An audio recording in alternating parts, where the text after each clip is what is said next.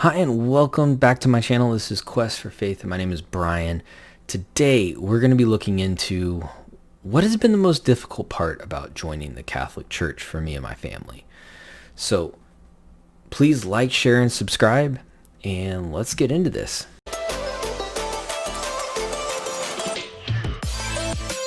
So one of the first things that I think any new Catholic or anyone looking to join the Catholic Church is really hard to figure out at first is the Mass. Like, period. It's and participating in the Mass, right? So because you can go to any evangelical church, and you can sing, not sing, and you can just sit there and listen to the preacher and then go home. If you go to a Mass, you participate in the Mass, which means you're saying prayers as a group, you're kneeling, you're standing, you're genuflecting, you're doing all these different things that as a Protestant going in, it's really intimidating.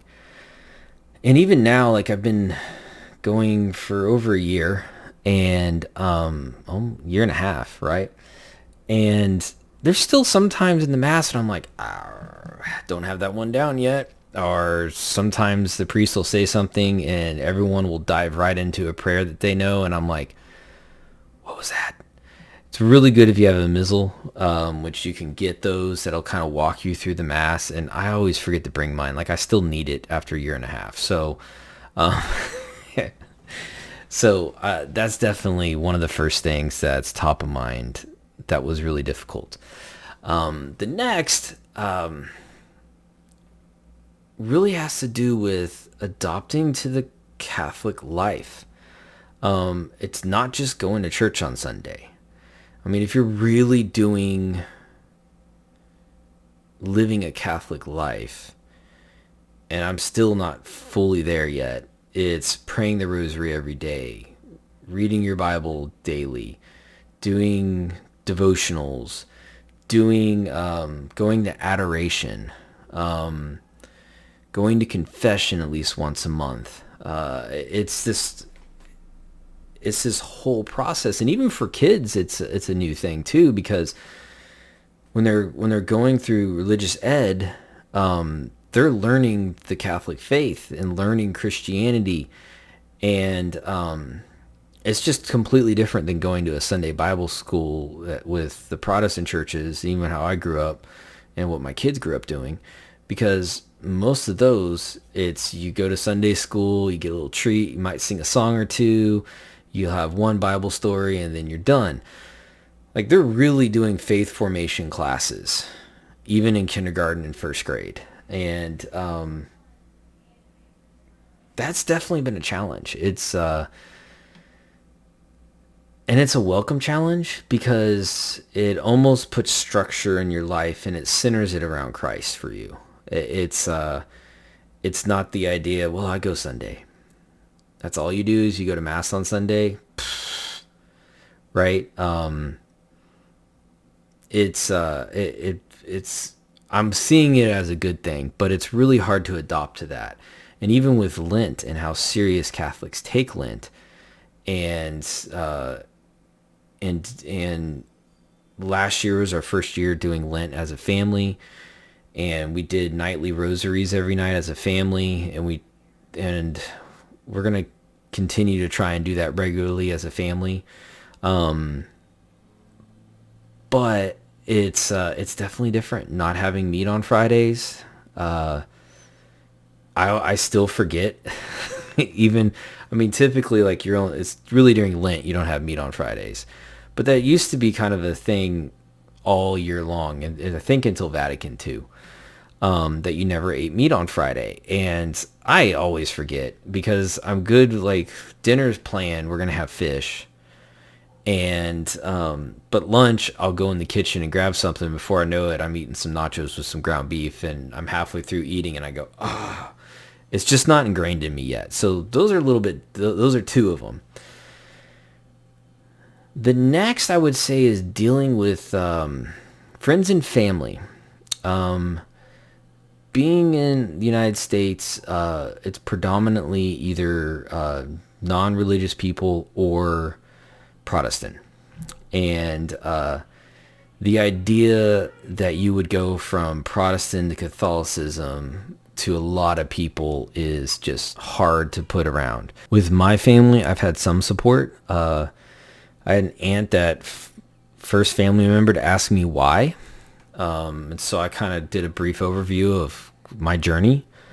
My family members on the distant side, on my dad's side that are Catholic, they were really excited about it. But my close family, not so much. And even on my wife's side of the family, they're not too keen on this idea of us becoming Catholic. And so that's disappointing. And you would hope that they'd support you and know that you're doing your best, but they don't. They definitely don't see it that way. So that's definitely been a difficult thing. And I think for anybody doing that jump, for me, it's like, my goal is to get to heaven. My goal isn't to make my family, my parents and grandparents and aunts and uncles happy. It's what is the Lord telling me to do? The last thing I'm gonna cover is I never realized how bad the whole anti-Catholic movement is in the United States. And when I say that, it's to the point where some Protestants don't think Catholics are Christians. The media loves to beat up on the Catholic Church. Anytime a priest or anything happens in the Catholic Church, it's huge news because they just love to put the Catholic Church down. They never want to cover anything that is good in the Catholic Church. I would also say all the memes and stuff you see, I mean, it's kind of crazy. And I'll show one here. I'm going to screen share real quick. And this is just a perfect example. There's this Twitter account I follow that posts Protestant memes type stuff. And this one is showing a Baptist family, all bright. The sun's coming through the windows. You got an American flag. It looks great. And then you look at the Catholics, and old and solemn and sickly, and like this is a beautiful painting, and it's just showing devout Catholics praying. But it's funny because this is kind of how this Protestant that posted this is depicting Catholicism, and how the Baptists are happy and joyful and American, and Catholics are depressed and sickly. Which that is not the case with the Catholic faith. It's a beautiful, energetic, great faith. I mean, even the memes that I've seen where people are like, well, the sign of the Trinity is technically 3 sixes. It's 666. It's the devil. And you're like, look into the history of it. Or the triangle with the eye, right? You'll see that in a lot of Catholic churches, and it'll be a triangle with an eye in the center of it. Not like the Masonic one. That one's different looking.